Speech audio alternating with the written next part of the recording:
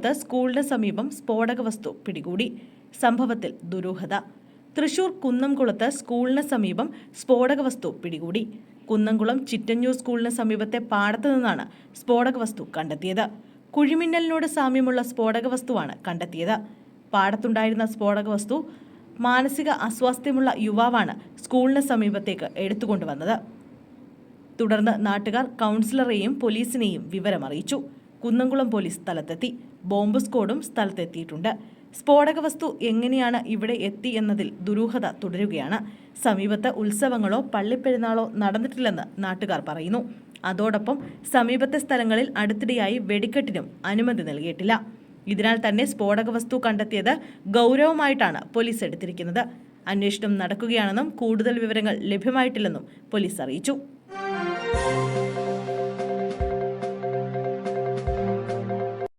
സംവിധായകൻ ഉണ്ണി ആറന്മുള അന്തരിച്ചു. സംവിധായകനും നിർമ്മാതാവും ഗാനരചയിതാവുമായ ഉണ്ണി ആറന്മുള അന്തരിച്ചു. 83 വയസ്സായിരുന്നു. ചെങ്ങന്നൂരിലെ ലോഡ്ജിൽ വെച്ച് ഇന്നലെ വൈകിട്ട് ശാരീരിക അസ്വസ്ഥത ഉണ്ടായതിനെ തുടർന്ന് ആശുപത്രിയിൽ എത്തിച്ചെങ്കിലും രക്ഷിക്കാനായില്ല. എതിർപ്പുകൾ, സ്വർഗം, വണ്ടിച്ചക്രം തുടങ്ങിയ സിനിമകൾ സംവിധാനം ചെയ്തു. ഉണ്ണി ആറന്മുള സംവിധാനം ചെയ്ത എതിർപ്പുകൾ എന്ന ചിത്രത്തിലൂടെയാണ് ഉർവശി മലയാള സിനിമയിലേക്ക് എത്തുന്നത്. പൂന്നുള്ളും കാറ്റേ, മനസ്സൊരു മാന്ത്രിക കുതിരയായി, 14 ലോകങ്ങൾ തുടങ്ങി അദ്ദേഹം രചിച്ച ഗാനങ്ങൾ ഏറെ ശ്രദ്ധേയമായിരുന്നു. കമ്പ്യൂട്ടർ കല്യാണമായിരുന്നു അവസാന ചിത്രം. സംസ്കാരം നാളെ ഉച്ചയ്ക്ക് ആറന്മുള കോട്ടയ്ക്കകത്തുള്ള വീട്ടുവളപ്പിൽ നടക്കും.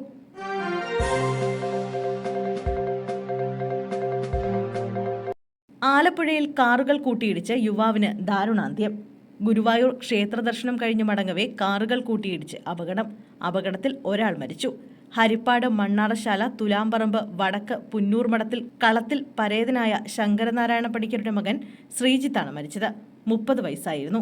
ഇന്ന് രാവിലെ ചേർത്തല അരൂക്കുറ്റി റോഡിൽ മണപ്പുറം ഭാഗത്ത് വെച്ചാണ് അപകടം നടന്നത്. കാറിൽ ശ്രീജിത്തിന്റെ അമ്മ ശ്യാമളകുമാരി, ഭാര്യ അഭിജ, മകൾ ശ്രേഷ്ഠ, അഭിജയുടെ അമ്മ വത്സല എന്നിവർ ഒപ്പമുണ്ടായിരുന്നു. ഇവർക്ക് പരിക്കേറ്റിട്ടുണ്ട്. ശ്രീജിത്ത് ഉറങ്ങിപ്പോയതാകാം അപകടത്തിന് കാരണമെന്നാണ് പോലീസ് നിഗമനം.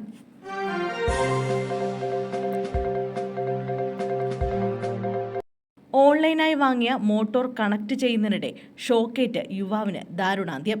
ചാലക്കുടി പരിയാരത്ത് ഓൺലൈനിൽ നിന്നും വാങ്ങിയ മോട്ടോർ കണക്ട് ചെയ്യുന്നതിനിടെ യുവാവ് ഷോക്കേറ്റ് മരിച്ചു. കുറ്റിക്കാട് മുത്തേടത്ത് അപ്പുവിന്റെ മകൻ രാജീവാണ് മരിച്ചത്. 44 വയസ്സായിരുന്നു. ഷോക്കേറ്റ ഉടനെ ചാലക്കുടിയിലെ സ്വകാര്യ ആശുപത്രിയിൽ എത്തിച്ചെങ്കിലും രക്ഷിക്കാനായില്ല.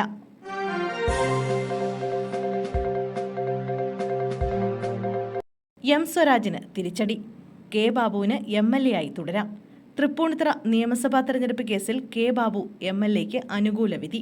കെ ബാബുവിന്റെ വിജയം അസാധുവാക്കണമെന്നും തന്നെ വിജയിയായി പ്രഖ്യാപിക്കണമെന്നും ആവശ്യപ്പെട്ട് എം സ്വരാജ് നൽകിയ ഹർജി കോടതി തള്ളി. മതചിഹ്നങ്ങൾ ഉപയോഗിച്ച് വോട്ട് പിടിച്ചു എന്നായിരുന്നു ബാബുവിനെതിരെ സ്വരാജിന്റെ പരാതി. ജസ്റ്റിസ് PG അജിത് കുമാറിന്റെ ബെഞ്ചാണ് വിധി പറഞ്ഞത്.